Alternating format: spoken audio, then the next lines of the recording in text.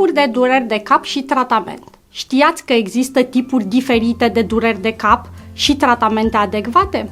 Iată, migrene. Acestea se simt foarte intens și pot implica o senzație palpitantă sau pulsatorie pe o parte a capului. Pot provoca o senzație de rău fizic și puteți constata că zgomotele puternice și luminile intense accentuează durerea de cap. Migrena durează de obicei maxim 72 de ore. Unele persoane au simptome suplimentare cunoscute sub numele de aură, înainte de a se manifesta migrena. Simptomele aurei pot include vizualizarea unei lumini sclipitoare la marginea câmpului vizual și o senzație de furnicături în mâini și picioare. Dureri de tensiune. Acestea se caracterizează printr-o senzație de presiune sau strângere în jurul frunții.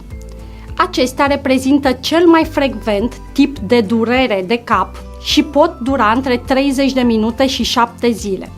Deși produc disconfort, s-ar putea să constatați că puteți să vă continuați activitățile zilnice. Cefalea de tip cluster.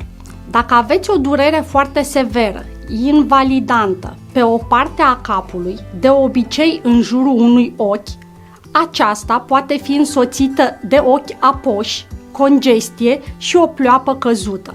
Este posibil să aveți cefalee de tip cluster.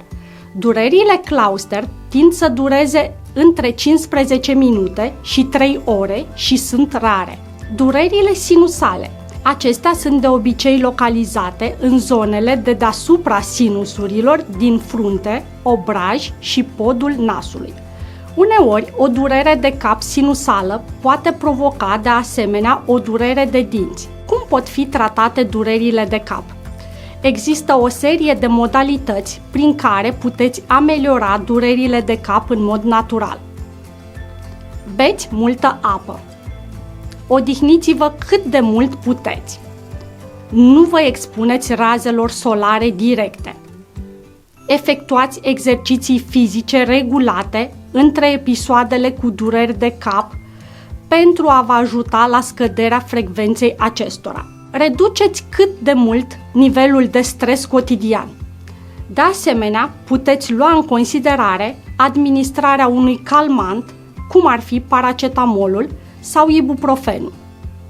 Vorbiți mai mult cu medicul sau farmacistul pentru a găsi medicamentele adecvate pentru dumneavoastră. Pentru mai multe informații și consultanță personalizată, vă rugăm să vizitați o farmacie Alfega din apropiere. Multă sănătate!